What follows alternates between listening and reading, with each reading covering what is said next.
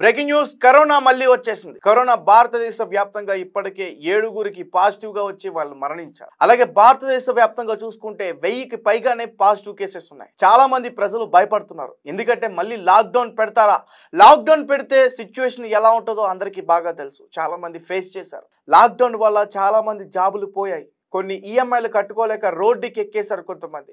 అయితే ప్రజలు ఇప్పుడు కరోనా మళ్ళీ వచ్చిందంటే మాత్రం ఖచ్చితంగా భయపడుతున్నారనే చెప్పాలి. అండ్ రీసెంట్గా చూసుకుంటే 900కి పైగానే పాజిటివ్ కేసెస్ ఉన్నాయి. వాళ్ళ పరిస్థితి కూడా విషమంగానే ఉందంటూ కూడా చెప్తున్నారు. ఒకసారి దీని గురించి అప్డేట్స్ ఇచ్చే ప్రయత్నం చేస్తా. ముందుగా కేరళలో 430 వరకు కూడా కేసులు నమోదయ్యాయి. అన్ని కూడా పాజిటివ్. అలాగే మహారాష్ట్రలో 209, ఢిల్లీలో 104, గుజరాత్లో 83, మన హైదరాబాద్ చూసుకునేసరికి 80, అలాగే 90 మధ్యలో ఉన్నట్టుగా కూడా చెప్తున్నారు. అండ్ లాస్ట్ టైం కరోనా వచ్చినప్పుడు చాలా మంది వేలాది సంఖ్యలో మరణించారు. నిజానికి కరోనా లాంటి మహమ్మారి ఎప్పుడు కూడా రాకూడదని కూడా చాలా మంది పూజలు చేశారు, ప్రేయర్స్ చేశారు. అలాంటి కరోనా మళ్ళీ వచ్చేసింది. ఈ కరోనా గురించి మనం ఖచ్చితంగా మాట్లాడుకుని తీరాలి. ఎందుకంటే కరోనా చైనాలో పుట్టింది. వుహాన్ అనే ఒక ప్రాంతంలో పుట్టి అది పాగుతూ అన్ని దేశాలకి చాలా మంది ప్రాణాలని తీసుకుంది. అయితే 2019 డిసెంబర్లో వచ్చింది కోవిడ్-19. అందుకే దానికి ఆ టైటిల్ ఇచ్చారు. అయితే మన భారతదేశానికి మాత్రం జనవరి 10వ తారీఖు, జనవరి 15th ఆ డేట్లో వచ్చింది. దాని తర్వాత ఆ కేసులు ఎక్కువ అవుతుండటంతో ప్రజలు చనిపోవడంతో మార్చ్ 23rd నుంచి కూడా లాక్డౌన్ ఇక్కడ భారతదేశంలో అమలు చేయడం జరిగింది. ఒకసారి నేను పూర్తి విషయాలన్నీ కూడా మీకు అందించే ప్రయత్నం చేస్తాను.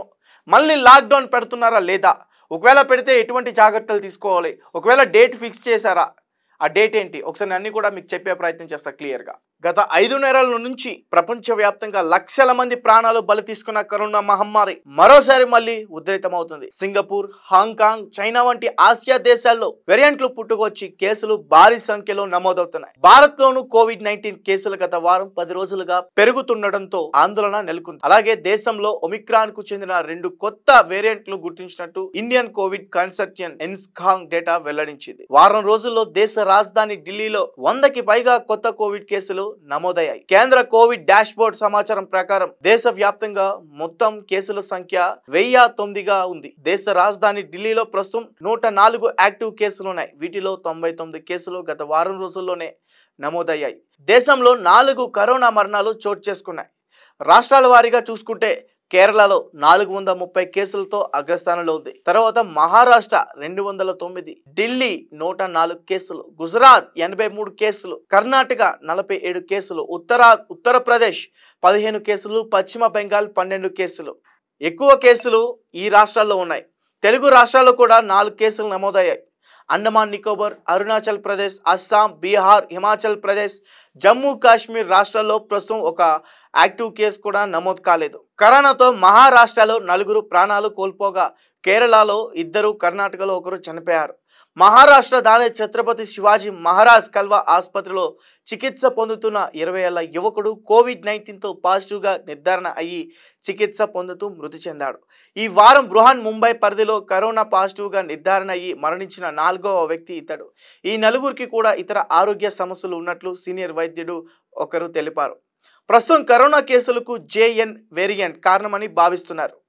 ఇది ఒమిక్రాన్ BA 2.86 వేరియంట్ నుంచి వచ్చింది. మొదటిసారిగా 2023 ఆగస్టులో దీన్ని గుర్తించారు. ఇదివరకు వచ్చిన వేరియంట్ల కంటే ఇది వేగంగా వ్యాప్తి చెందుతుంది. ఇక బెంగళూరులో 83 ఏళ్ల వృద్ధుడికి కూడా తీవ్రమైన అనారోగ్య సమస్యలతో మరణించాడు. శనివారం నిర్వహించిన పరీక్షల్లో అతడికి కరోనా పాజిటివ్గా నిర్ధారణ అయింది. నగరంలోని వైట్ ఫీల్డ్ నివాసి అయిన ఈ వృద్ధుడు మే 17న చనిపోయినట్టు కర్ణాటక ఆరోగ్య శాఖ తెలిపింది.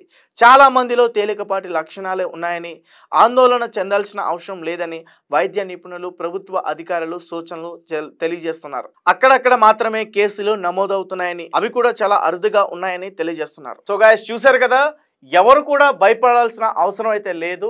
మన ముఖ్యంగా తెలుగు రాష్ట్రాలు 2 కూడా సేఫ్గానే ఉన్నాయని చెప్పుకోవాలి. 1, 2 మాత్రమే కేసులు నమోదవుతున్నాయి.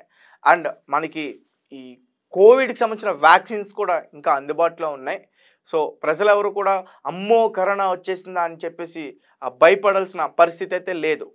మనకి నార్మల్గా వచ్చే ఫీవర్ కన్నా కరోనా అంత డేంజర్ ఏం కాదు. కరోనా వచ్చి ఆరోగ్యంగా ఉన్న వాళ్ళు ఇప్పటికే చాలామంది ఉన్నారు. అండ్ కరోనా వచ్చి చనిపోయిన వాళ్ళలో దాదాపు వాళ్ళకి ఇతర వేరే అనారోగ్య సమస్యలు ఉండడం వల్లే వాళ్ళు చనిపోయారంటూ కూడా నిపుణులు చెప్తున్నారు, డాక్టర్స్ కూడా చెప్తున్నారు. కాబట్టి కరోనా అంటే ఎవరు కూడా భయపడాల్సిన అవసరం లేదు.